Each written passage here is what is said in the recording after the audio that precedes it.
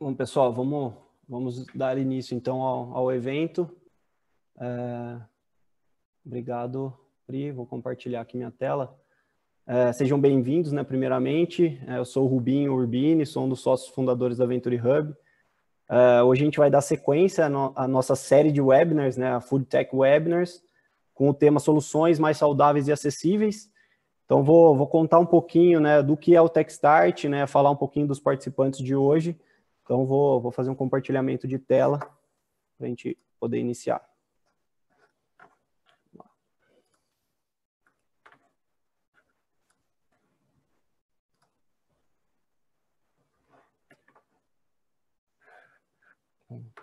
Acho que vocês já devem estar vendo minha tela, espero. Bom, pessoal, né, sejam bem-vindos mais uma vez. É um grande prazer, uma grande honra aí estar puxando esse evento, né, uma série de eventos, na verdade, para falar sobre inovação na cadeia de alimentos, ingredientes, bebidas, embalagens. Então, a gente preparou essa série aí com muito carinho, né, para os espectadores, para que vocês, né, possam compartilhar experiências, possam fazer um debate enriquecedor. Eu gostaria, né, de apresentar aqui rapidamente para vocês essa sequência de eventos. Então, a gente tem já, né, a trilha feita, os próximos eventos estão dentro desse link, né, esse bit.ly/foodtech next. Então, né, o nosso próximo evento vai ser no dia 2/12, com o tema sustentabilidade sob a perspectiva do consumidor. E o evento do dia 9/12, né, falando sobre soluções mais saudáveis em óleos e gorduras para a indústria de alimentos. Então, temos aí uma trilha bem bacana pela frente, né, para finalizar com chave de ouro aí no dia 9/12. Bom, falando um pouquinho sobre o TechStart Food Innovation, né, que é um programa de aceleração de projetos e startups, com grande foco em soluções para os desafios da cadeia de ingredientes, alimentos, bebidas, embalagens. Esse programa ele tem a correalização aí da Venture Hub, junto com Food Ventures e a Fundepag, né, através da Conexão F. E temos aí, né, mais informações, temos um link para quem quiser saber mais, para quem quiser conhecer sobre o programa, né, as etapas, né, como se envolver, como se engajar com o programa. Temos esse link aí, um link curto, né, o bit.ly/conheça TSFI, né, de TechStart Food Innovation 2020. Então, conheça TSFI 2020 para saber um pouquinho mais de informação do programa. Falando sobre a plataforma TechStart, né, a gente criou, né, a Venture Hub criou essa plataforma, né, há algum tempo, com o intuito de promover uma aceleração com viés de negócios e tecnologia. E para isso a gente sempre convida, né, um parceiro estratégico na área de tecnologia e outros parceiros estratégicos para a correalização desse programa. Então, no ano passado, a gente criou essa primeira versão do programa com a vertical agronegócio, junto com a Embrapa, e depois, né, para esse ano, nós replicamos esse modelo do TechStart, tanto para o agro, e também lançamos com o Food Innovation e também Indústria 4.0, que é um programa que a gente roda no nosso Hub de Manaus, né, na Venture Hub Manaus. Então, uma plataforma bem interessante aí de aceleração, a gente está inovando, colocando essa trilha de tecnologia muito forte, e é algo assim pioneiro, né, no Brasil, e com os players que a gente reúne, isso realmente dá uma visibilidade muito boa para os projetos e startups que passam por esse programa. Bom, falando um pouquinho sobre os atores, né, então a gente reúne aí dentro desse ecossistema do programa uma série de atores, né, que não só as startups, mas muitos pesquisadores, tecnologias, a participação de grandes e médias empresas, né, envolvendo seus desafios, propondo novos modelos de negócio, se engajando com as startups. Né, temos uma série de mentores que se engajam também com esse programa para ajudar, né, os projetos e startups a terem um desenvolvimento mais rápido, né, a terem realmente uma assertividade, um crescimento. Temos a infraestrutura, tanto de laboratórios, né, de coworking, tanto, né, as empresas também oferecendo para poder aplicar provas de conceito. Então, temos aí um ambiente muito propício para o desenvolvimento. Também investidores, né, se envolvendo com o programa, observando as startups, né, podendo aí, de fato, investir em algumas startups que eles enxergam potencial, muito puxado também pela Food Ventures, né, que é um fundo interessante aí de investimento nessa área. e instituições de pesquisa, né, que não menos importante, mas muito importante, realmente, para poder prover tecnologia, poder prover os pesquisadores para realmente ajudar essas startups e projetos a alavancarem. Bom, como grande parceiro tecnológico, né, desse programa de Food Innovation, temos o ITAL, que é o Instituto de Tecnologia de Alimentos, mega reconhecido. Temos vários outros parceiros institucionais, né? Hoje temos aí a presença do GFI, o Good Food Institute, e também outros vários parceiros que nos ajudam e que são atores importantíssimos dentro desse ecossistema da cadeia de alimentos. E também temos parceiros corporativos, né, como a Synergy, a Cargill, que está representada hoje aí pelo João Carvalho. Temos também a Nestlé e a Ingridion como parceiros corporativos, e também, né, a Josapar, hoje representada pelo Leonardo Mendonça, né, que representa marcas aí como Tio João, Arroz Mais Vita. A Avery Dennison também apoia nosso programa, e a PIF-PAF Alimentos. Então, é muito importante a participação dessas empresas para validar esses novos modelos de negócio, para realmente se envolverem com as startups e promoverem um engajamento orientado para o crescimento desses projetos de startups. Bom, então basicamente é isso, né? Eu falei de maneira bem resumida, então novamente aí o link para quem quiser saber um pouquinho mais sobre o programa, tem bastante informação dentro desse site. E eu vou falar um pouquinho também sobre a agenda de hoje. Na verdade, eu fiz uma abertura bem curta aqui, apresentei um pouquinho do Techstart Food Innovation, e agora a gente vai contar com uma palestra do Leonardo Mendonça, da Josapar, e depois a gente vai ter um debate bastante enriquecedor, moderado pelo Augusto Terra, e também com a participação do Léo, né, do João Carvalho, da Cargill, e do Felipe Krilling, da GFI. Então, espero que vocês apreciem esse debate. Quem tiver dúvidas, né, sugestões, comentários, usem o chat para isso, né? Vão aí escrevendo os nomes, quem está participando, né? A cidade que está participando, a empresa, e também façam as perguntas pelo chat para que esse debate possa ser bastante enriquecedor. Então, é isso, né? Espero que vocês tenham um excelente evento, e muito obrigado por ter a honra aí de fazer a introdução desse evento. Agora eu queria convidar, né, o Augusto Terra para conduzir, aliás, desculpe, o Leonardo Mendonça para fazer essa palestra introdutória. Eu vou parar meu compartilhamento de tela e o Léo já pode, na sequência, compartilhar a sua tela. Muito obrigado, pessoal.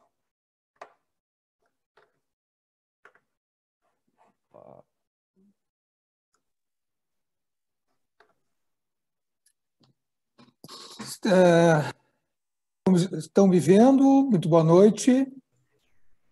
Estamos vendo, Léo. Estamos sim. Só compartilhar a tela agora, Léo. Tá, vamos lá então.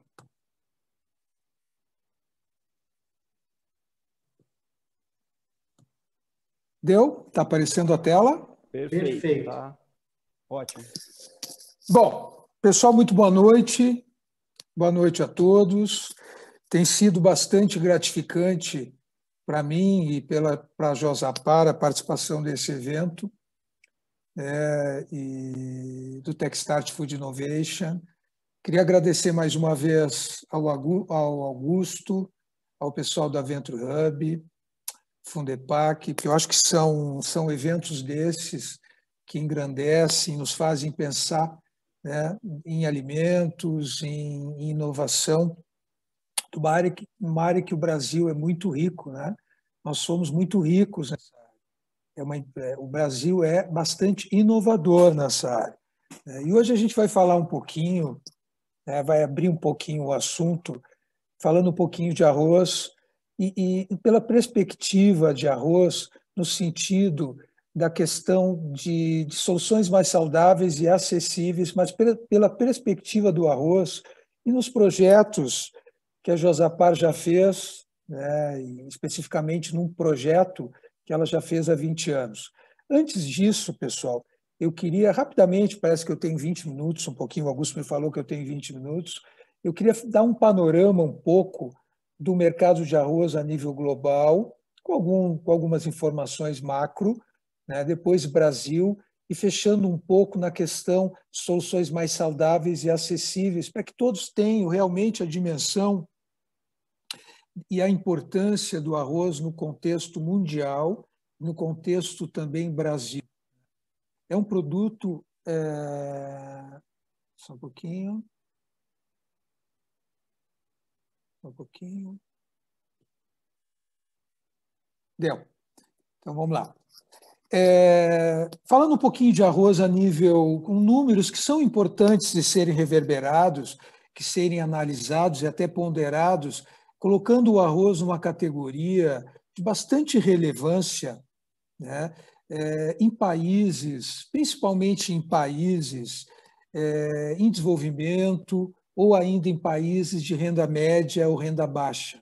Ele é um alimento de enorme consumo, né, em países, por exemplo, como a Ásia, né, como alguns países, o Brasil tem um consumo intenso, né, alguns países da América Central e África. Esses países hoje representam, quer dizer, o arroz hoje representa um consumo para mais de 2 bilhões de pessoas ao redor do mundo, né? Ele tem uma importância dentro da cadeia produtiva onde ele está inserido, de uma forma muito relevante, sendo consumido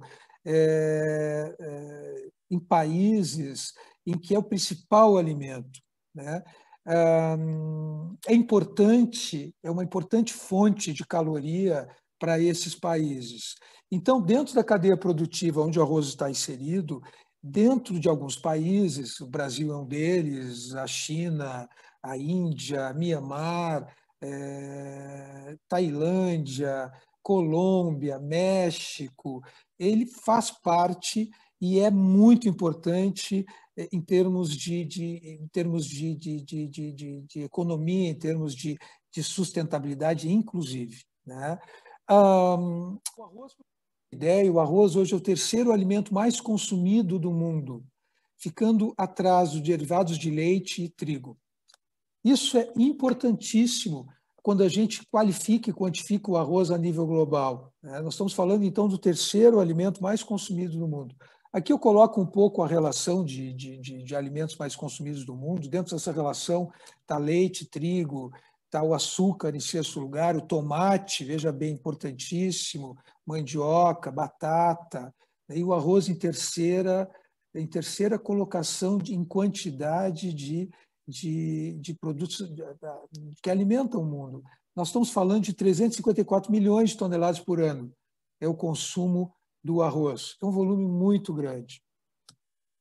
Para a gente também seguir falando um pouquinho de arroz, entendendo que o arroz não é somente aquele alimento básico branco ou parboilizado que a gente consome aqui no Brasil, durante um período, a indústria vem pesquisando e desenvolvendo alternativas de grãos, né, no sentido até de entendimento, de valorização, de agregar valor à cadeia produtiva, né? O consumo de arroz vem segmentando nos últimos anos. Então, vocês notem que tem o basmati da Índia, tem o arbóreo da Itália, tem o arroz agulhinha, que é aqui do Brasil também nos Estados Unidos, tem o grão selvagem. O grão selvagem é produzido no Canadá, cateto, vermelho, grãos integrais, o negro, tem o vermelho que não está aqui. Vocês têm uma variedade de grãos que a indústria vem desenvolvendo no mundo inteiro, no sentido de um entendimento que as pessoas cada vez mais consomem e segmentam, né, esse consumo pelos seus hábitos de cultura. Então, o arroz ele vem diversificando já há muitos anos, né, com uma pesquisa importante, o desenvolvimento até de grãos, no sentido de entendimento que existe uma segmentação do mundo de arroz. É um produto básico, mas ele já há muito tempo já trabalha uma segmentação. Países produtores, seguindo no contexto, né? O Brasil está em oitavo. Esse número de 11 milhões e meio de toneladas, ele caiu.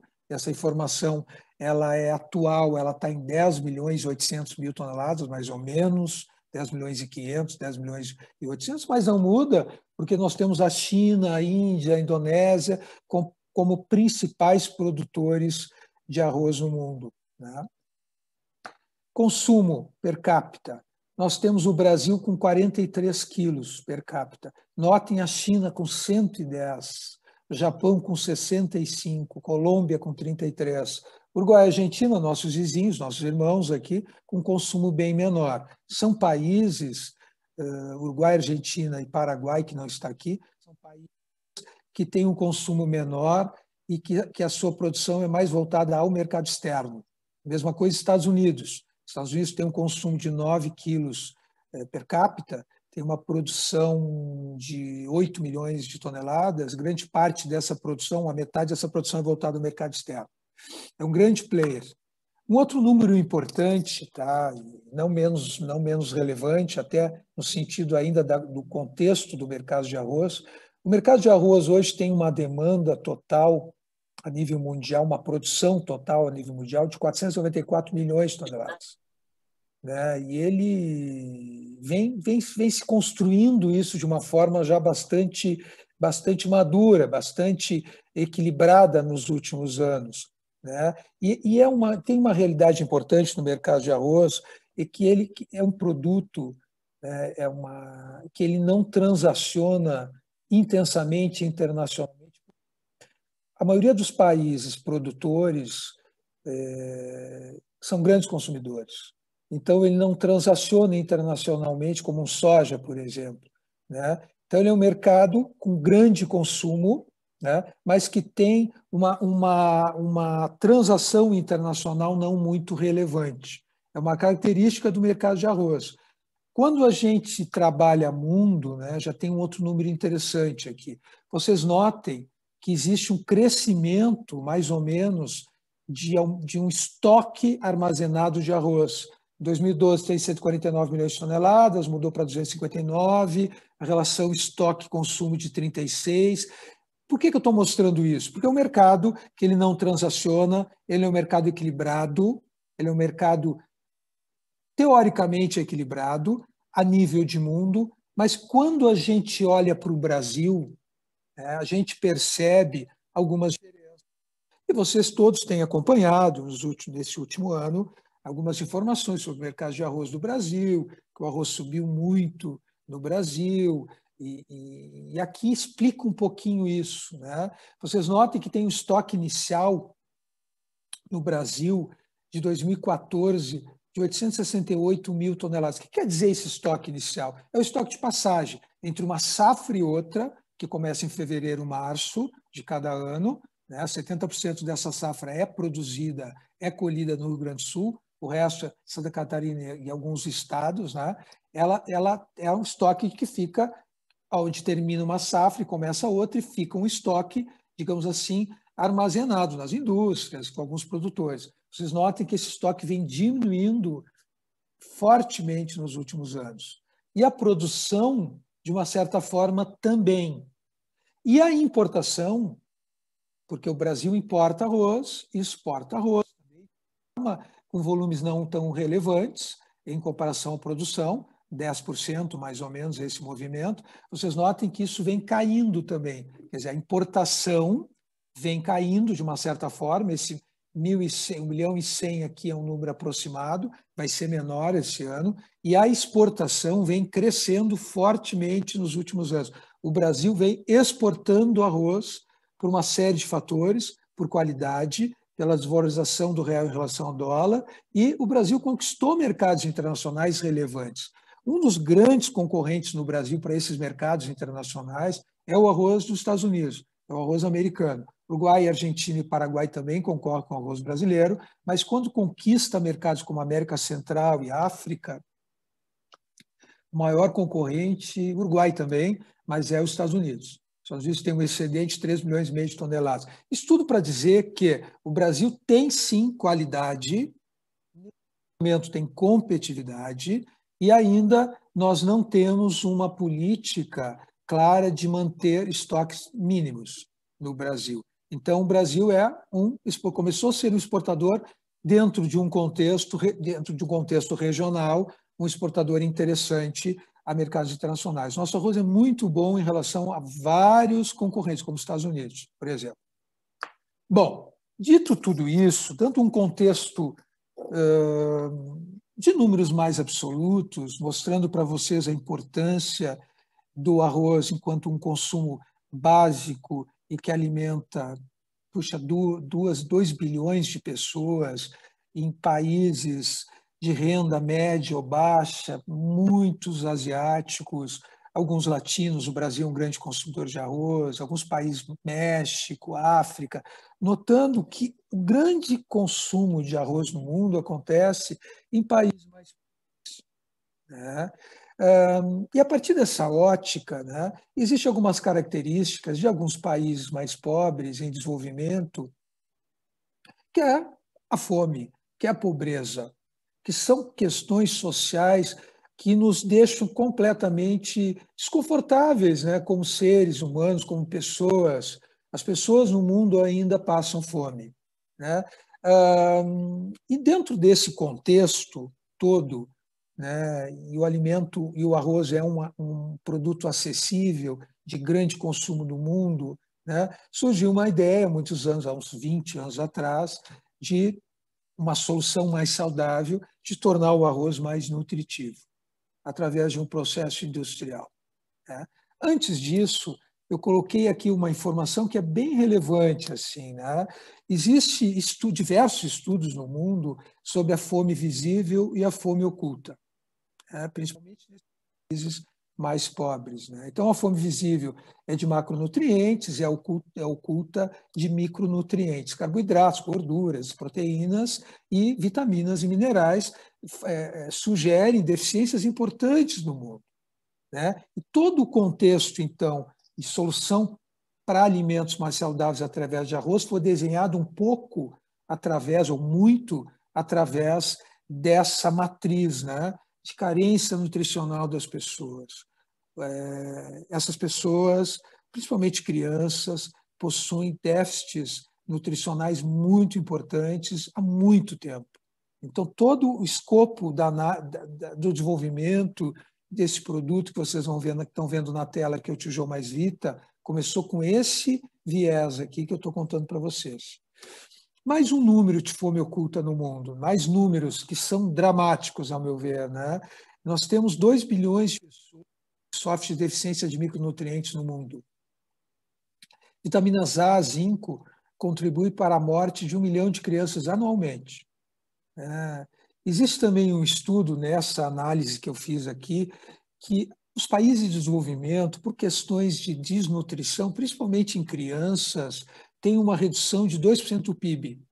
Por que isso, né, pessoal? Porque as crianças, por exemplo, com deficiências de ferro isopriva, eles serão adultos com problemas de saúde, talvez com deficiência, alguma deficiência que diminua a capacidade de evoluir enquanto ser humano, enquanto profissional, né? Então, tem esse número aí de 2%, que é muito importante.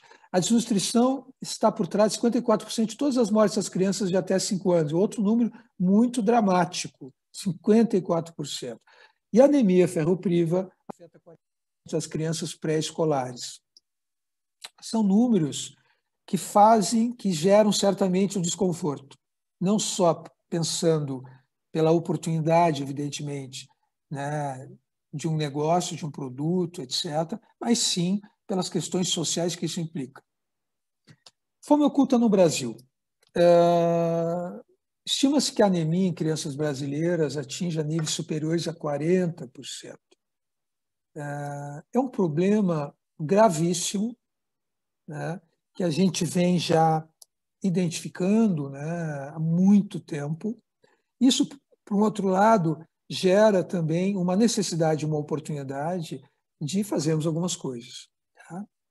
O que é que nós defendemos, então, quando criamos esse produto, e desde então a gente vem trabalhando e pensando, né, num negócio, evidentemente, nós estamos falando de um negócio, mas que atenda e que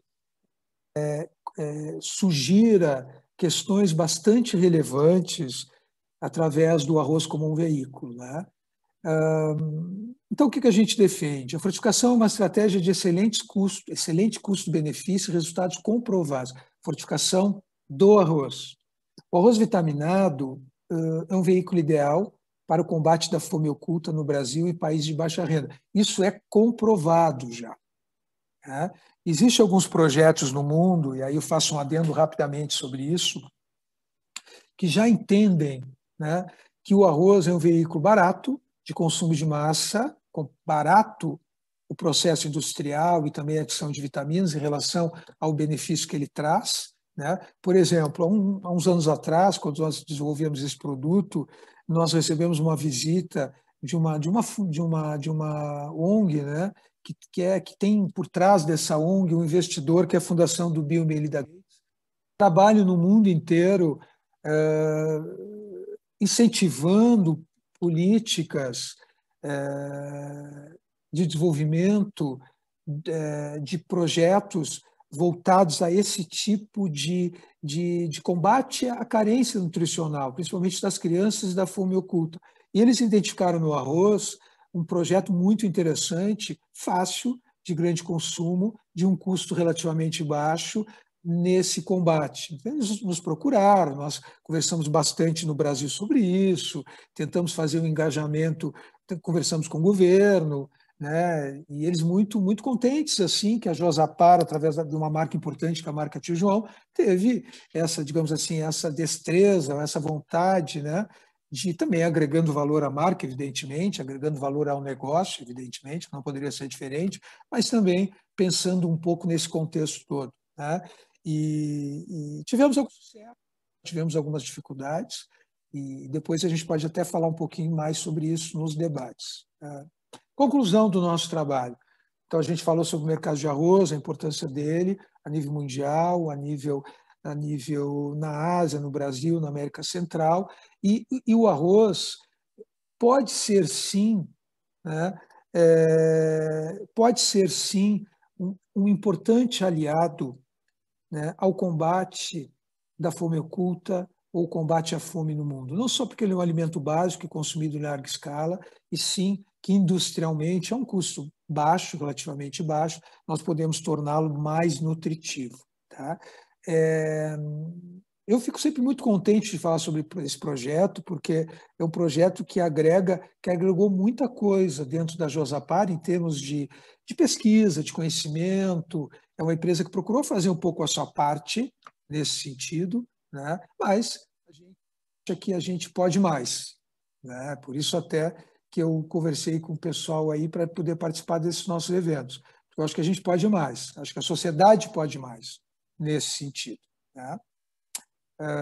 Eu acho que é isso. Augusto, não sei se estourei o tempo, como é que está? Hoje a gente não está controlando muito tempo, Léo. A gente está deixando o tempo Fluir. organizado, fluido, e a ideia é um bate-papo mesmo. Era esse ponto principal para você trazer essa temática. E aí a gente vai convidar algumas pessoas aqui para entrar na nossa conversa também, mas foi muito legal, assim, eu não tinha dimensão de que na China você comia 110 quilos de arroz per capita. É bastante arroz mesmo, é base da alimentação. É café da manhã, almoço e janta lá também, né? Augusto, sabe que até nós falamos, eu e tu, um tempo atrás, agora recentemente na pandemia, nessa Vietnã, por exemplo, né, e o Vietnã consome arroz muito, toda a Ásia consome, né? Nessa pandemia teve um empresário lá, Augusto, e no Vietnã, que bastante preocupado com a fome das pessoas e com acesso e com a economia sendo bastante problema que a economia está no mundo com essa pandemia, ele criou uma maquininha, um dispenser, né, Augusto, e começou a distribuir arroz, né? Então as pessoas estavam em determinados lugares da cidade, chegavam, encostavam uma canequinha lá e pegavam um pouquinho de arroz na rua, de graça, porque porque consome arroz diariamente. É um alimento básico, né? Na Ásia é fundamental. A carência, qualquer problema que tenha de produção nesses países, os governos ficam severamente cobrados, né? A população não aceita.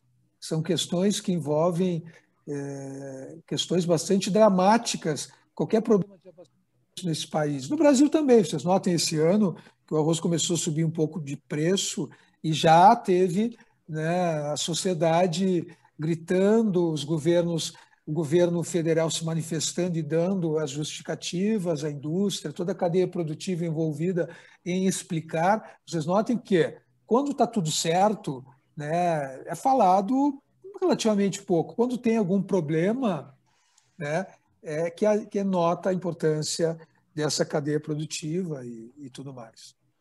Vamos convidar, então, eu vou convidar aqui para entrar no vídeo também o João, da Cargill, e o Felipe, do GFI, para a gente bater um papo aqui com eles. Oi, Felipe, tudo bom? João? Boa noite, Augusto. Pessoal, boa noite. Obrigado por estarem aqui com a gente essa noite para esse assunto, para esse papo que eu acho que é muito rico. Eu vou deixar um tempinho inicial aí para vocês apresentarem, cada um de vocês, e aí eu vou deixar uma pergunta também. Então, aí vocês se apresentam, contam para o pessoal um pouco o que vocês fazem e tudo mais, e aí a gente segue nessa questão. Mas como a gente está falando de alimentos saudáveis, no comecinho aqui nos bastidores, antes de começar, foi engraçado que o João e o Léo já se conheciam, e aí eles estavam conversando e falando de como eles trabalham com mercados que são maduros, né? Então, as duas empresas trabalham aí com produtos que são muito importantes para a cesta básica aí do brasileiro, mas não só do brasileiro, do mundo inteiro, né? E aí os dois estavam falando, veio a pandemia e teve um aumento de consumo das coisas básicas, né? Porque as pessoas recorreram primeiro a resolver o problema do dia a dia. Daí depois a gente volta a entender algumas outras questões. Então, pensando nesse sentido, eu vou convidar primeiro o João para falar. E, João, além de se apresentar, conta um pouco para a gente da Cargill, né? Você tem aí também uma visão global do que está acontecendo na Cargill. Alguma história aí que você possa falar para a gente de uma relação da empresa com essa questão de fome, com essa questão de nutrição básica e de alimentação, que tenha muito sentido aí para a gente juntar as coisas para a gente primeiro, depois a gente vai falar de saudável, primeiro a gente vai falar da questão de acesso. Sim, não, legal. Obrigado, Augusto. Obrigado pelo convite. Obrigado, Léo, por a gente estar junto aqui. Depois de conheço o Léo há algum tempo aí, e um prazer estar dividindo o painel. Obrigado, Felipe, também. E, bom, pessoal, João Alexandre Carvalho, eu trabalho na Cargill há 2 anos, lidero aqui uma frente de inovação digital e novos negócios digitais, e muito do que eu cuido e que a minha área globalmente é uma área global, a gente busca resolver como que todas essas questões que são colocadas na cadeia agro e agroalimentar, né, agrícola e food, como que a gente consegue resolver várias dessas questões com tecnologias, né, com soluções, enfim, o que transformação digital, novas tecnologias, convergência tecnológica vem para mudar o paradigma e mudar a forma, resolver problemas antigos de mercados maduros de uma forma diferente, né? Então, não, Léo? Isso aí. E aí queria dividir um case aqui com vocês, que a gente trabalhou. Eu não sei se posso compartilhar rapidinho aqui uma pagininha, Augusto? Seu momento. E compartilhar aqui com o pessoal. E vou contar o começo do case e queria que vocês tentassem pensar como é que esse case se desenrolou aqui. Então, se vocês pegam aqui, a gente, há algum tempo, além do trabalho nas cadeias de soja, de tomate, de cacau, nas cadeias tradicionais que a gente está presente, nutrição animal, a gente tem um trabalho muito forte com o World Food Program, com questões de nutrição e mesmo de acessibilidade, né? E a gente falou, poxa, em vez de apoiar de uma forma tradicional, vamos apoiar de uma forma um pouco diferente, vamos pegar algumas das pessoas que trabalham com tecnologia na empresa e vamos fazer um call global, chamar as startups que estão fazendo a diferença em nutrição e nesse campo também de resolver problemas da fome no mundo, e vamos dar uma acelerada nisso aí. E aí a gente, enfim, passamos uma semana com essas startups, a gente, enfim, reuniu todo mundo na Alemanha, startups da Ásia, da África, principalmente. Fui um dos mentores lá também, e a gente, uma delas, que a gente depois decidiu acelerar, teve uma premiação em dinheiro também, para ela continuar desenvolvendo o projeto dela. Ela trabalhava justamente com uma das questões que o Léo trouxe, né, que é hidden malnutrition, né, que é fome oculta, que atinge 2 bilhões de pessoas. Então, imagina, você tem lá, assim como arroz, você tem farinha como um item muito básico, muito consumido, né? Então, como é que você consegue fortificar, nesse caso, fortificar a farinha e numa população que tem muito problema de hidden malnutrition, né? de nutrição, de fome oculta, como é que você consegue fortificar e a população não consegue pagar muito caro numa farinha, né? no item básico de alimentação, né? E como é que você consegue resolver com duas ferramentas, né? Uma é empreendedorismo, fazer com que a roda gire por si só, com capacidade empreendedora, com criatividade, e a outra com tecnologia, né? Então, alguma ideia? Só para contar um pouquinho o resultado. Esse pessoal, eles vendem farinha fortificada no mesmo preço da farinha normal. Alguém tem alguma ideia? E a inovação foi de modelo de negócio. Se tiver alguma ideia, pode abrir o áudio e falar aqui também, tá, pessoal? Fique à vontade. Aqui não tem esse de pessoal não participar, né? Né, Augusto? Não, aqui é participando. Eu vou fazer a primeira para a gente quebrar o gelo, né? Eu acho que é igual startup de tecnologia. Você vende e não ganha dinheiro, não é? Você recebe um capital pesado de venture capital e queima dinheiro por alguns anos. É uma tática boa ou não? Depende. Se você tiver um investidor para vender para o segundo, depois para vender para o terceiro. Brincadeira. Não, é difícil, nesse caso sabe. Aqui não é um play de risco. Enfim, você está mexendo com alimentação, você tem que. É um play mais seguro, um pouco, do que tecnologia, apesar de envolver tecnologia. Não, mas eu sigo um pouco do que o Léo falou, né? Apesar do arroz também, que nem falou, do arroz vitaminado, né? O processo, ele não é tão complexo a ponto de diferenciar tanto o produto tradicional do fortificado, né? A gente tem exemplos aí até das farinhas fortificadas aqui no Brasil que entram e nem são divulgadas que são fortificadas, então a gente nem sabe que tem uma fortificação ali. Mas quando você fala de uma distribuição maior num país para uma relação de fome, tem que ter um apoio de como produzir isso de uma forma em escala maior, né? Sim. Duas dicas aqui. Uma, os principais problemas que eles têm é compliance, garantir que o produto realmente está fortificado. E o outro é custo, né? Enfim, você tem que pagar o nutriente e tem que pagar o equipamento. Tem um equipamento aqui que faz a dosagem, né? Dá mais um tempo, pessoal. Alguma sugestão? Eu queria ver muito a solução. Primeiramente, boa noite, pessoal. Já vou ter um tempo também para me apresentar, mas eu quero ver a solução desse case. Isso tem a ver, talvez, com o processo tecnológico do fortificado ser mais barato ou alguma coisa logística. Quero muito saber o que realmente acontece para fortificado ser mais barato. Sim. Bom, o que eles fizeram aqui, né? Então, basicamente, eles oferecem esse equipamento, eles instalam. Hoje eles estão em quase 400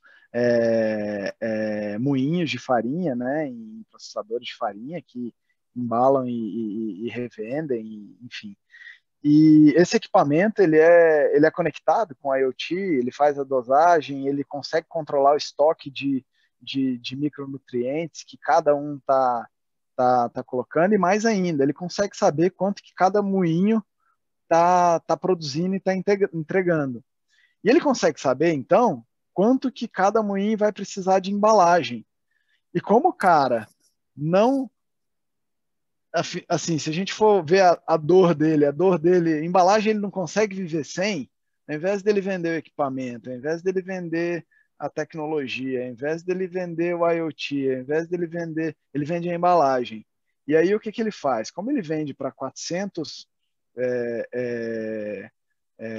moinhos, e geralmente esses moinhos compravam individualmente, ele tem um acesso a uma embalagem muito mais barata. Então ele aumentou a qualidade da embalagem, e no custo da embalagem, ele vende a embalagem no mesmo preço da embalagem um pouco mais cara na região. E aí ele entrega, só que ele entrega a embalagem, o equipamento e o nutriente. Então acaba ficando o mesmo valor. Então se o cara compra a embalagem cara na região, ou compra a embalagem dele, que vai sair no mesmo preço, mas tem mais essas outras coisas, e ele ainda controla o estoque, e manda as embalagens, e manda os nutrientes, sai o mesmo preço. Então foi assim que eles conseguiram, com o modelo de negócio, ganhando escala na embalagem, entregar mais pelo mesmo valor. Então essa foi uma top 100 invention. E eu acho que assim, o desafio é exatamente esse, né? A gente que trabalha com alimento básico, tem que garantir acesso, promover acesso, a criatividade tem que ser muito grande e tem que entender onde acontece toda a geração de valor, todas as dores, né? Então, eu queria trazer um dos cases aqui que eu participei e que eu acho que eu tenho muito orgulho aqui de a gente ter tido essa parceria aqui. Viu, pessoal? Muito legal, nossa, realmente, porque a gente tira aquela questão de quando a gente está falando de indústria, normalmente a gente sempre pensa no produto final, né? E aí ele entra para uma questão mostrando que a distribuição era o grande problema, né? E o acesso, né? Então ele resolve o problema de todo mundo que já produzia. Eu já tenho a usina aqui, já vai fazer a farinha mesmo, e aí eu consigo resolver esse problema. Muito legal. Hoje 2 milhões de pessoas têm acesso a essa farinha fortificada, né? Pelo mesmo preço da outra farinha, né? Então ele consegue dar acesso a... Não chega, ainda tem mais 1 bilhão 998 aí para a gente resolver, mas 2 milhões pelo menos desses 2 bilhões a gente já ajuda, né? Já ajudou. Muito legal, João, muito bacana isso aí, muito bacana. Depois eu vou falar um pouquinho digamos assim, da experiência, da vivência que a gente teve com o tio João Mais Vita, que é o arroz vitaminado aqui no Brasil, que a gente já tem há muitos anos, para botar na roda aí, que eu acho que é um pensar bem interessante, assim, né, para a gente aprender um pouco. Não, vamos falar disso. Eu vou só abrir para o Felipe.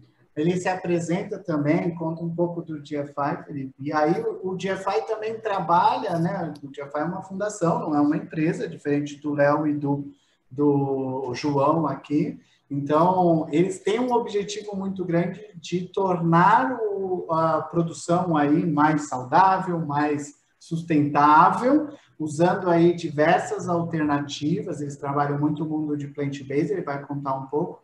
E aí a gente trouxe ele aqui hoje também por uma questão que eu acredito que é a primeira pergunta para a gente trazer você na conversa, né? Vocês incentivam muito, até dentro de pesquisas acadêmicas, de investimento em estudos, em análise, como que a gente traz ingredientes, como que a gente traz matéria-prima para a indústria, né? Para a gente ter uma indústria que tenha produtos mais saudáveis, alimentos mais sustentáveis, que é um desafio da indústria também, porque ela precisa disso em escala.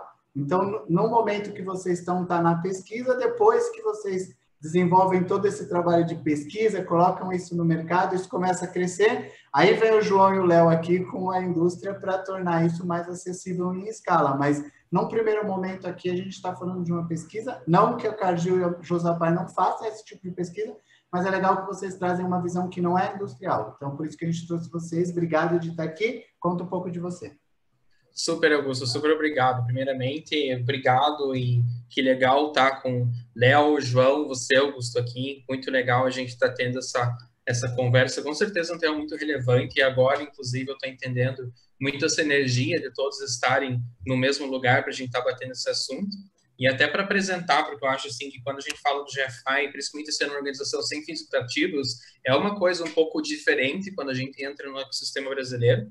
Então, para começar a falar disso, eu trabalho com engajamento corporativo pelo The Good Food Institute. O que é o GFI? O GFI é uma organização que tem a base, de novo, né, uma organização sem fins lucrativos que tem a base nos Estados Unidos e hoje, mais ou menos, a gente tem mais ou menos 100 funcionários espalhados pelo mundo inteiro. O único continente que a gente não está aplicando, não está atuando na prática hoje é o continente africano. Nosso foco é mais ou menos isso que o Augusto falou. Então, a gente realmente quer mudar, a gente não quer, né, mudar o hábito das pessoas, como as pessoas comem, mas a gente quer, através de tecnologia, oferecer produtos que estejam comuns para as pessoas, sem mudarem as pessoas, e que sejam aqueles produtos que as pessoas querem comer. Então, diferente de muitas organizações que pedem para as pessoas deixar de comer certos produtos ou mudem seus hábitos, a gente trabalha com tecnologia para estar oferecendo esses produtos de uma forma diferente. Então, como a gente está falando aqui, por exemplo, de arroz, que é um alimento super saudável, super acessível, hoje no mundo, só para trazer mais um dado aqui também, 73%, mais ou menos 73%, 77% de toda a terra da agricultura hoje é voltada para a produção e da criação de animais vivos. Então, é onde a gente está criando animal.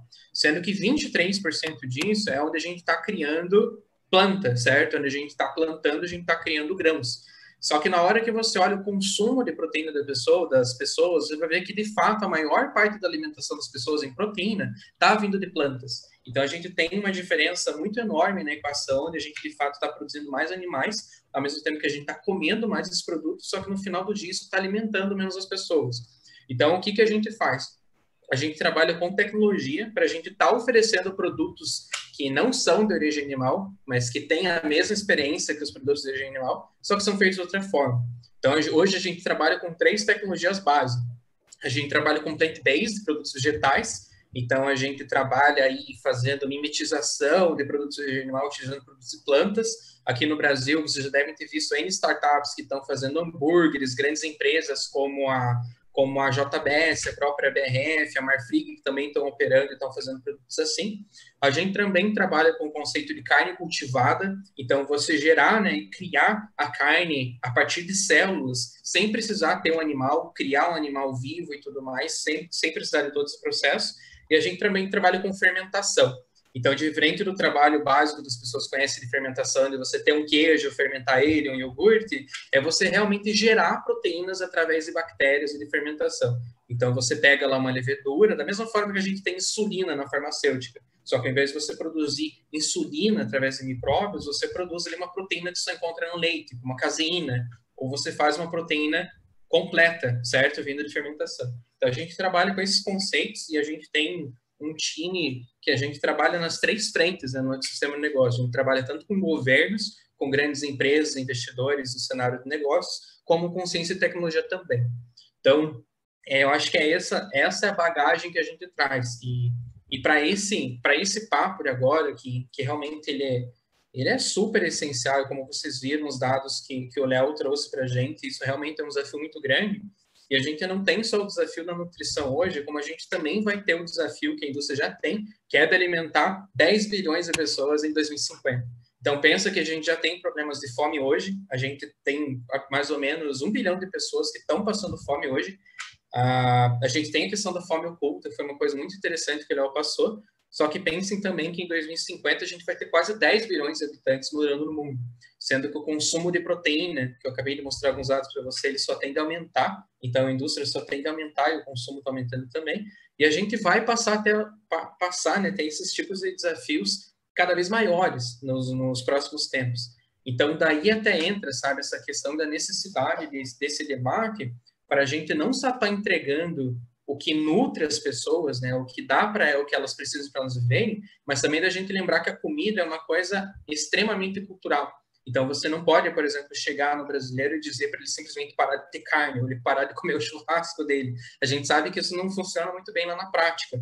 Só que quando você chega no brasileiro e você oferece tecnologias diferentes para ele não precisar mudar os hábitos deles, normalmente a consequência tende a ser muito diferente.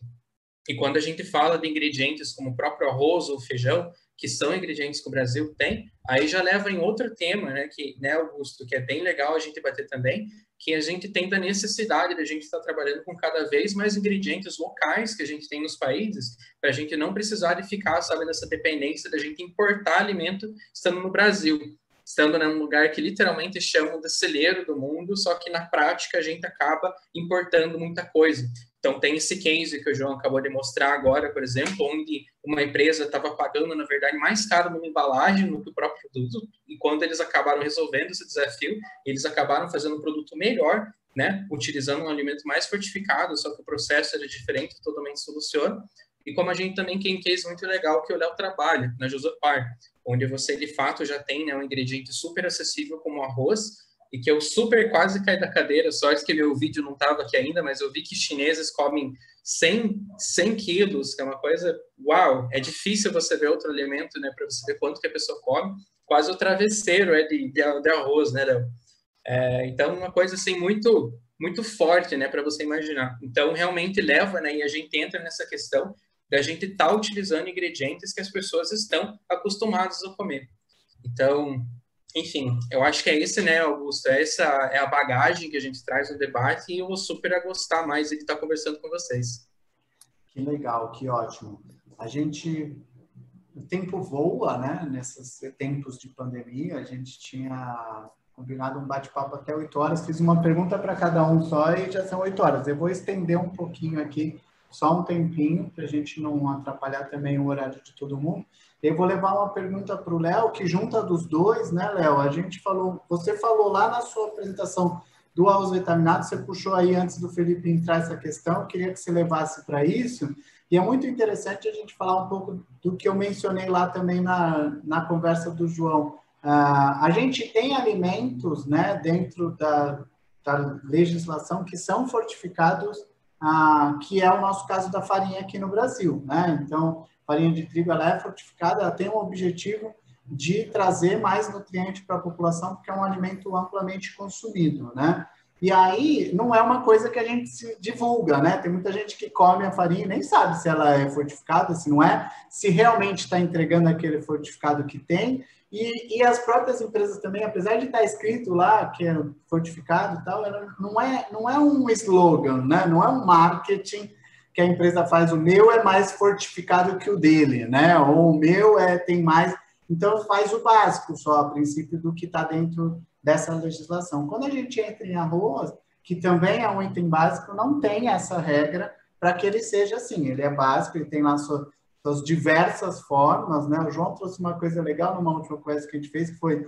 O arroz é interessante porque ele tem muitos tipos, né? Você vai para uma região, é um tipo de arroz. Quando a gente fala arroz como um todo, a gente às vezes nem tem uma dimensão da quantidade de tipos de arroz que a gente tem. E aí você mostrou isso lá.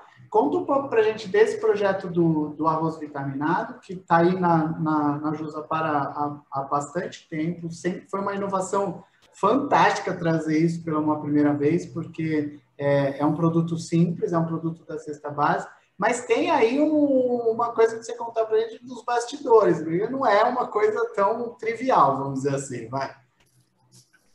Muito bom, Felipe, Joãozinho, ótimas colocações. Também estou muito contente de estar aqui participando disso, colocando esse assunto na pauta, porque eu acho que a gente, é função nossa, seguir discutindo esse assunto, não exatamente nossa como pessoas, né? Seguir tendo esse atrevimento quase de botar esse assunto na pauta. O tio João Magita começou numa conversa de cafezinho há 20 anos atrás, também num incômodo, né, de torná-lo mais nutritivo. Alguém deve ter falado, e eu estava presente há muitos anos atrás, né, que a gente deveria torná-lo mais nutritivo. Todo mundo come arroz no mundo, quase que todo mundo come arroz no mundo. Já se falava um pouco dessa dificuldade que as pessoas têm, essa fome oculta que eu falei. E o arroz tem um papel importante na mesa do brasileiro, do asiático, do africano, do mexicano, do colombiano, só países de renda mais baixa um pouco, né? Então, é um veículo bacana. E o aprendizado que a gente teve de 20 anos, primeiro nós lançamos o Tio João Vita, Ele era um produto de nicho, 3 ou 4 vezes, 5 vezes mais caro que o quilo do arroz. Uma embalagem super bonita, super bonita. E é um produto que atendia pessoas que, entre aspas, deveriam ter mais informação e se preocupavam com saúde, né? Nós aprendemos muito com esse produto. Não vendeu nada, mas nós aprendemos muito com esse produto, porque nós percebemos já inicialmente que mesmo as classes mais abastadas, a classe A, que consumia nas redes de supermercados mais de público mais com poder aquisitivo mais alto, né, lojas mais segmentadas, redes de supermercados, nós percebemos que as pessoas ficavam muito curiosas, mas entre ficarem curiosas há 20 anos, tá, atrás, e comprar tinha uma diferença, porque as pessoas não sabiam ainda, como não sabem ainda, não sabiam e ainda não sabem da importância, não sabem em larga escala, tá? Como é um produto que tem um consumo, tem um grande consumo e qualquer movimento aumenta ou não o volume de vendas, né? O volume especificamente, nós percebemos que as pessoas não tinham ainda informação. Era interessante, pô, zinco, ferro, isso é um remédio, isso não é um remédio, mas isso vai perder o meu gosto do meu sabor que eu gosto. O sabor é importante, o sabor é muito importante em arroz, né? Aliás, o sabor é muito importante em qualquer alimento, né? Que também tem traços de cultura que o Felipe estava falando, que é fundamental, né? Então, a gente aprendeu muito isso. Nós retiramos esse produto do mercado e lançamos o Tio João Mais Vita, que é esse que você vê na telinha aí, numa embalagem de arroz, um preço um pouquinho mais alto do que o Tio João normal, porque tem o custo. Ao contrário dessa farinha, nós não conseguimos diluir totalmente o custo ainda das vitaminas, porque tem o custo das vitaminas. E essas vitaminas e sais minerais que nós colocamos, e o João falou uma outra coisa muito importante, que foi um outro grande aprendizado. Essas vitaminas e esses sais minerais que nós colocamos no arroz Tio João Mais Vita deveriam ser de uma origem muito fidedigna, de grandes empresas. Não são todas as empresas que vendem assim, então, né, tem que ter a origem, porque senão o consumidor perde um pouco, né, o consumidor, o governo, os stakeholders perdem, mas de onde é essa vitamina? Né? Então, tem que ser garantido por uma marca, empresa e os seus parceiros que garantem que aquele ferro é sim um ferro de uma qualidade ímpar, aquelas vitaminas, aquele zinco, tem que ter, isso é importante, é um grande aprendizado que a gente teve também, que é o que o João lá definiu lá, né? Falou lá atrás da farinha. Isso aconteceu no Tio João Mais Vita, isso acontece fortemente. E aí, quando a gente lançou o Tio João Mais Vita, já com arroz, poxa, a gente teve uma receptividade muito grande no Brasil. Eu me lembro que eu estava numa reunião no Carrefour e também no GPA, naquela época Walmart, né? Essas principais redes, meu Deus, eles na hora abraçaram, entenderam o conceito, entenderam o contexto, não só pela fome oculta, mas que realmente nós estávamos inovando, né? À medida que a gente adicionava sais minerais, vitaminas, com todo esse conceito, né? E nós entramos no mercado rapidamente. E aí, eu me lembro que eu tive em Brasília, da agricultura, da saúde, e nós percebemos, e no desenrolar do tempo, nós percebemos que nós tínhamos um produto, nós tínhamos um contexto, mas que o consumidor brasileiro não percebia ainda. A exemplo da farinha, vou pegar o gancho novo do João. A exemplo da farinha, é bacana, é um commodity, é um produto básico. Será que as pessoas precisam saber se tem vitamina ou não? Quem sabe melhor consumir? Mas quando a gente traduz isso numa marca, traduz isso num negócio, numa segmentação, né, a gente tem que vender isso, tem que entender, as pessoas têm que saber o que elas estão consumindo. Diferentemente de 15 anos atrás ou 20 anos atrás, que hoje todo mundo lê mais a tabela nutricional dos produtos, há 20 anos atrás lia menos. Hoje as pessoas têm mais acesso à informação. As pessoas lá entram num código de barras, lá no QR Code, vê que empresa é, se essa empresa está fazendo seu papel ou não, tem uma Anvisa com políticas mais interessantes com relação ao que nós estamos consumindo ou não. Isso não existia, hoje já existe. Mas o que eu percebi e aprendi que as pessoas ainda não têm a cultura, que é o que o Felipe estava falando, não têm o hábito e não têm ainda uma informação difundida do quão importante é com preço um pouquinho mais alto, porque é um pouquinho mais alto, o quão agrega de nutrientes para as crianças, e aí eu vou mais para os idosos e para as pessoas que querem ficar melhor nutridas através de um produto que é o hábito de consumo, né? Então, nós aprendemos que as pessoas não sabem ainda. Não sabem ainda isso. E aí alguém me disse assim, porque vocês não fizeram as campanhas de marketing suficiente, aí jogaram marketing dentro da equação.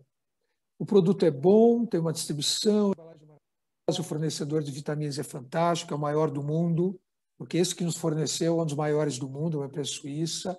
Nem sei se o meu amigo José Ricardo está aí, né? Que forneceu essas vitaminas, todo esse suporte. E os consumidores compraram, mas compraram de uma forma, sem se levarmos em consideração o grande consumo de arroz, eu diria que é um nicho de mercado no Brasil, né? E em alguns países, o arroz vitaminado é mandatório. Por exemplo, Porto Rico, todo o arroz vitaminado, porque percebeu a carência de ferro isopriva das crianças, né? E no Brasil não é. Então, qual é o aprendizado disso, né? O que eu percebi disso? Que a gente ainda não tem as informações suficientes, embora agora esteja, isso que nós estamos fazendo gera informação, né?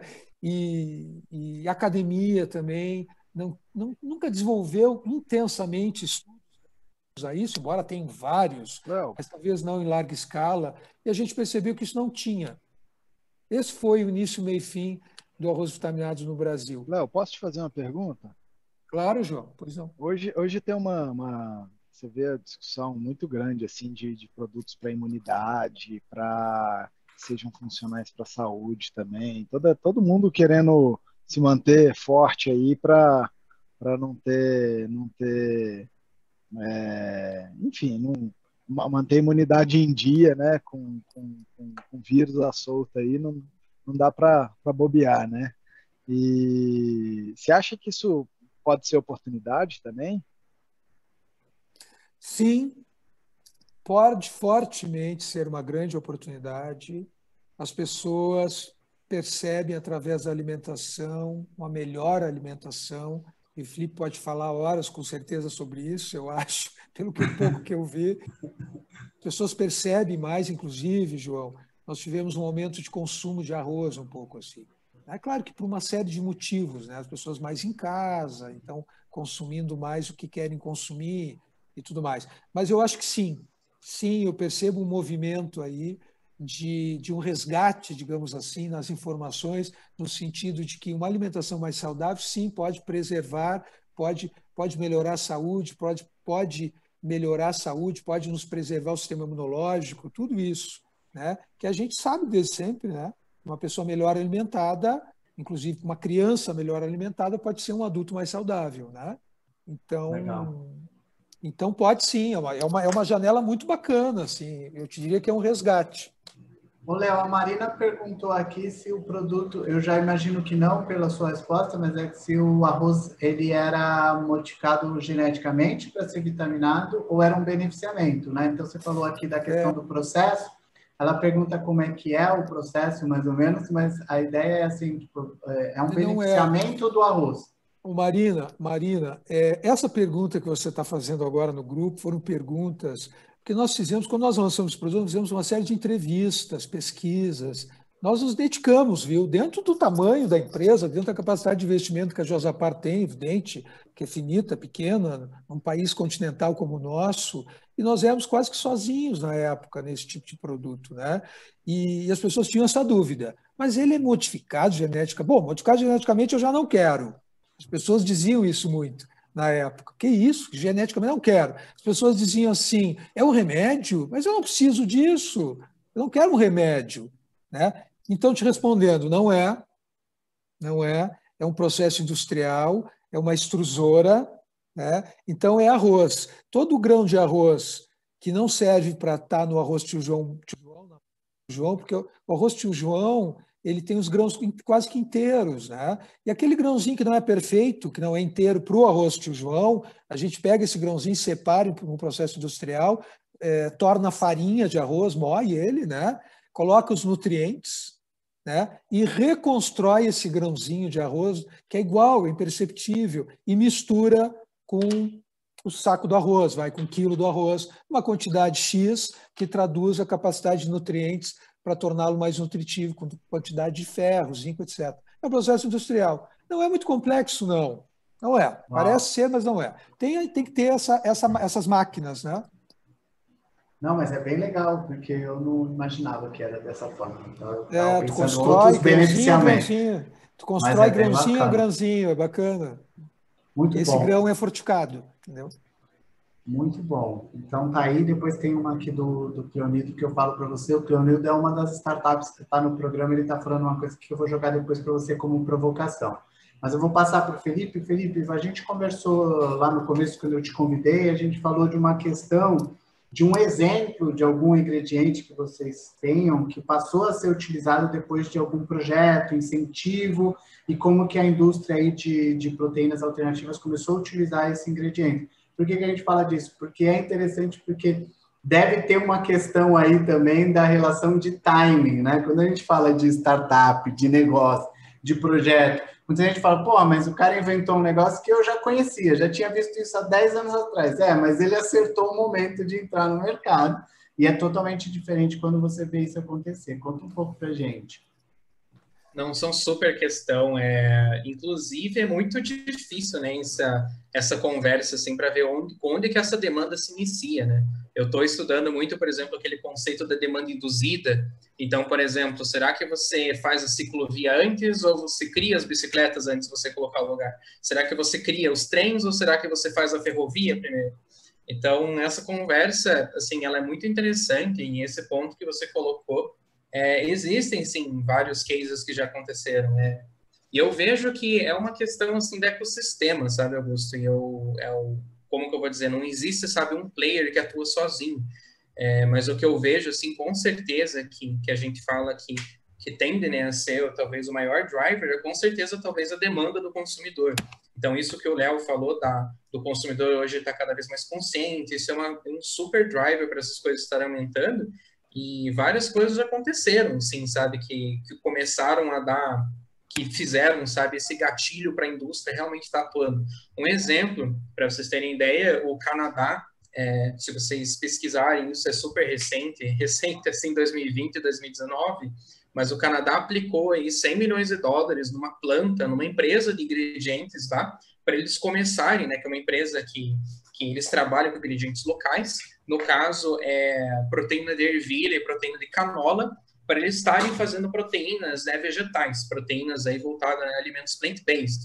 Eu gosto de citar esse case porque, de novo, a gente está falando do alimento local, então a gente não está falando de importação, a gente não está falando da cadeia logística, nem que seja, né, para você deixar o produto mais barato, até para você falar, né, da própria funcionalização da indústria. Não acontece, por exemplo, que é uma coisa muito comum que a gente vive aqui no Brasil, por exemplo, que a gente produz soja, só que na hora que você vai utilizar a soja, né, na própria indústria, você acaba enviando essa soja para fora, porque você precisa isolar, você precisa usar ela concentrada, farelo a gente já tem aqui, coisas do tipo, mas para isolar e concentrar não, e depois a gente compra essa soja de novo para o Brasil.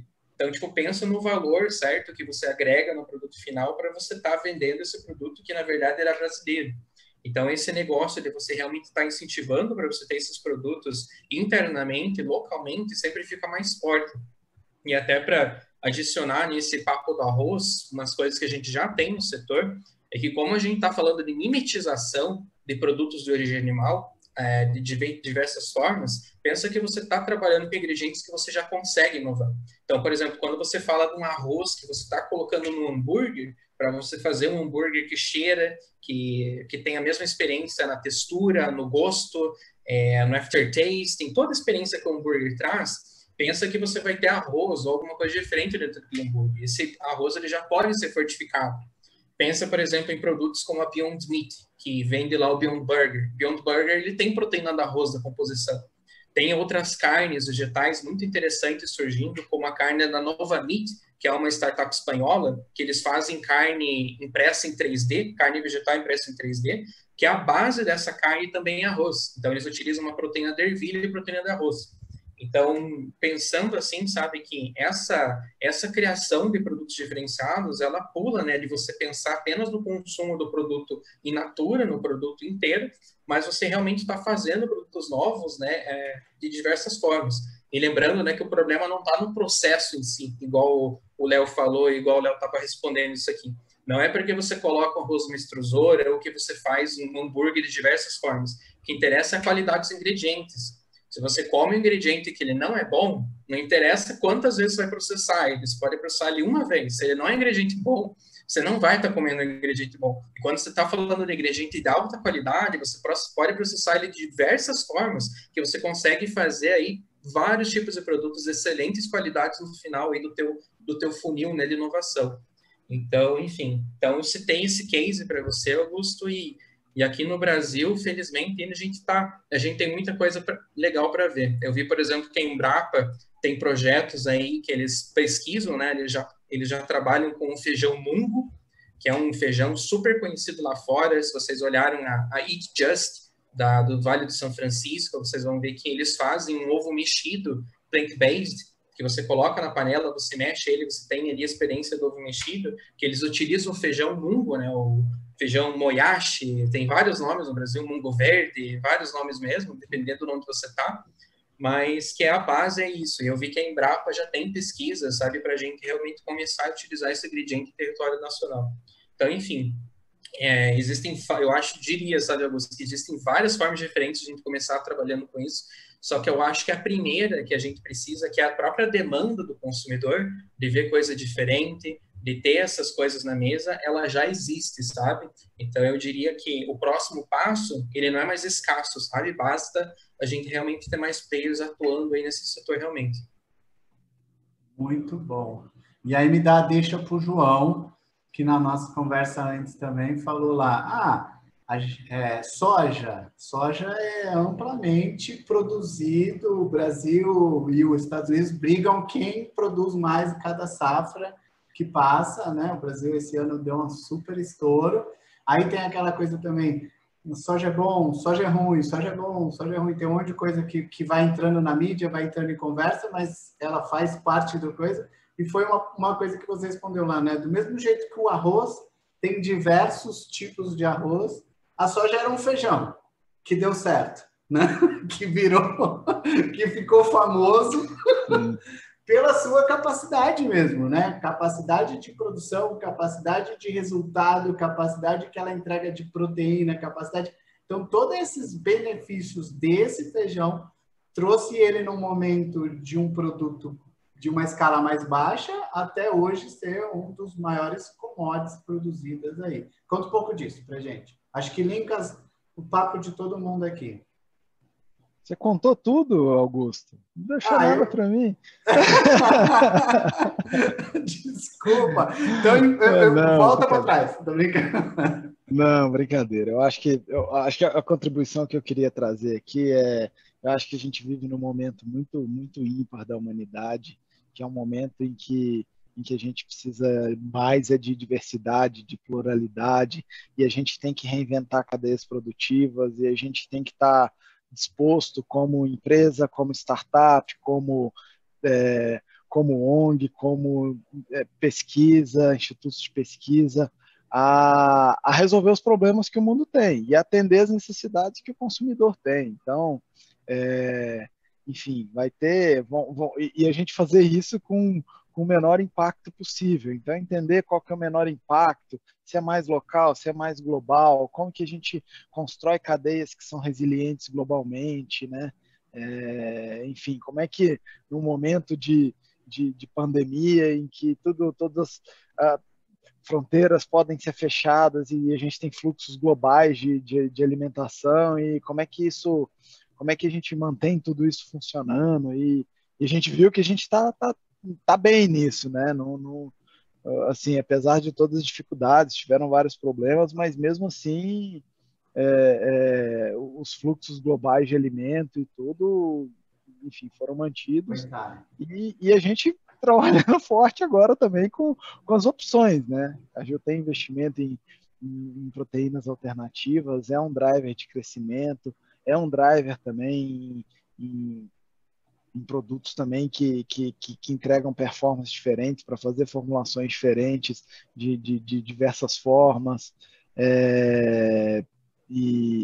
Enfim, tem estudos e estamos entendendo, tem pelo menos 2 investimentos em carne cultivada também, para entender um pouquinho como isso, o potencial disso. Ainda tem várias questões para serem entendidas sobre o real potencial enfim,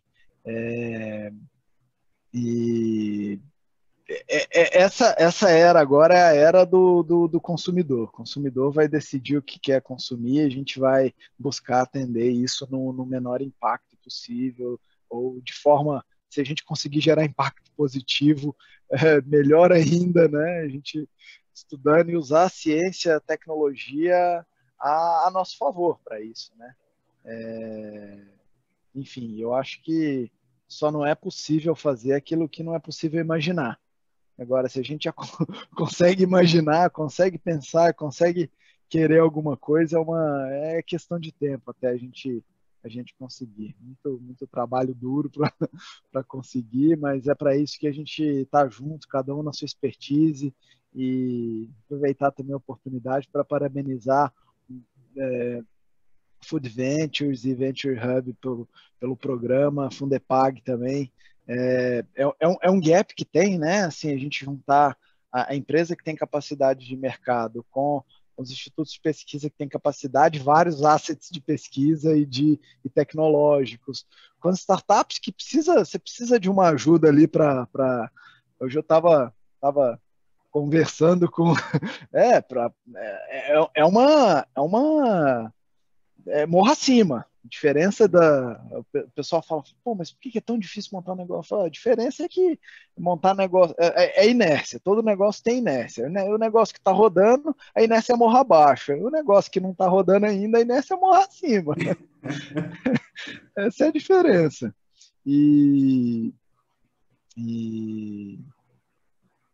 Não, esqueci o outro ponto que eu ia falar, falei da inércia. Minha dancinha te atrapalhou, né? Desculpa.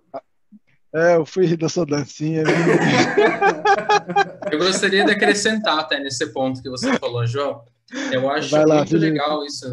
É isso que você falou, sabe? De você encher os gaps, porque realmente eu vejo que o programa que o Augusto, o Fundepag, a Venture Hub e o Itaú estão fazendo, ele realmente preenche um gap muito enorme. Porque você citou, né, por exemplo, os 2 investimentos da Cargill, que seriam tanto na Memphis Meats como na La Farms. Esses, por exemplo, são 2 exemplos de empresas que não existiriam sem facilitadores de negócios. Então, a Memphis Meats, por exemplo, ela não existiria no Vale de São Francisco se não fosse a IndieBio, que é uma aceleradora que oferece tanto tecnologia como apoio tecnológico, consultorias, aceleração e até acesso, né, capital depois para essas empresas. E a La Farms não existiria sem o The Kitchen, né, que é um hub assim, que possui um modelo de negócio similar em Israel. Então, eu realmente vejo como esses gaps, né, que o TechStart está preenchendo agora, como eles são extremamente essenciais, sabe? São coisas aí felizes que a gente está vendo no Brasil agora. Numa recente levantamento que a gente fez aqui, a gente viu que o Brasil, beleza, né? 20% da economia é do agronegócio, praticamente, do PIB. Nossa indústria de alimentos dá mais ou menos 10% do PIB do país. Só que quando você compara isso com os Estados Unidos, mesmo que seja uma economia maior, você tem a soma da agricultura com a indústria de alimentos dando mais ou menos 5,7% do PIB lá. Só que quando você compara a quantidade de agtechs e foodtechs, você vê uma disparidade muito grande. O Brasil hoje ele tem 1.125 agtechs funcionando aqui mais ou menos 375 foodtechs. Quando você compara com os Estados Unidos, eles têm acima de 2.200 foodtechs operando lá. Então você vê que realmente a quantidade de foodtechs que poderiam, né, e o gap que a gente tem aqui é muito grande. Então eu acho que, enfim, de novo, só ressaltando aí essa parabenização que o João fez, aí, que foi interrompida pela dança do Augusto, que a gente também tem uma opinião muito similar aí, enfim, super parabéns pelo programa.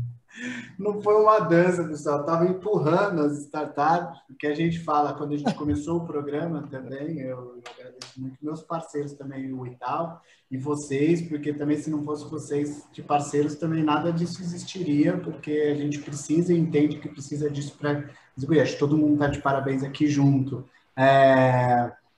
E a gente fala assim, tipo, se as startups estão procurando tecnologia, o centro de pesquisa tem as tecnologias procurando pôr no lugar, e as empresas estão ali procurando solucionar suas dores, já sabendo que o mercado tem de dor, né? Juntar tudo isso é muito interessante e essencial mesmo. Eu vou deixar também para uma fala do Léo, para a gente ir encerrando do horário, para a gente não pegar muito pessoal aqui até o fim. Mas, Léo, tem o Cleonildo, que é uma das startups que está no programa, ele falou aqui para deixar uma pulga para você aqui, de pensar, ele falou assim, Leonardo Mendonça, vamos colocar fibras naturais nessa composição. Cleonildo da Biomassa Banana Verde.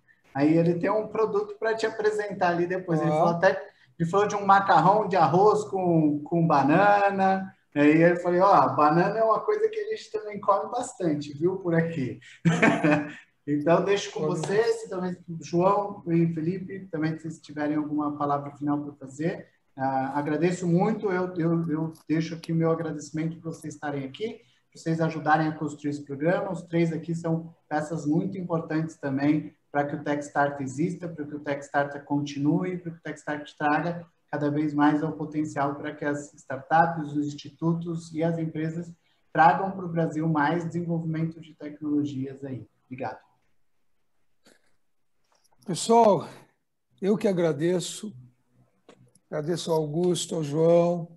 Fazia um tempo que eu não falava com o João, grande prazer falar com o João. Felipe, estou conhecendo agora. Felipe, prazer enorme conhecê-lo. Gostei muito das informações, é sempre uma reflexão muito interessante. E acho que a gente tem que cada vez mais fazer isso. Esse projeto que o Augusto está fazendo, e a Venture Hub, né, Augusto? A Fundepac, são coisas, são iniciativas importantíssimas, porque a gente é um repensar mesmo, né? O Brasil precisa de empreendedores, né? Os Estados Unidos, que é uma economia mais madura, o empreendedorismo funciona mais. É um país mais permissivo, as coisas são mais rápidas lá. O Brasil tem travas maiores, tem burocracia, tem uma série de coisas. Mas eu acho que tudo isso, quando a gente fala de produtos inovadores, que é um pouco o João Mais Vida, que é o projeto que o João falou, a gente é um atrevimento.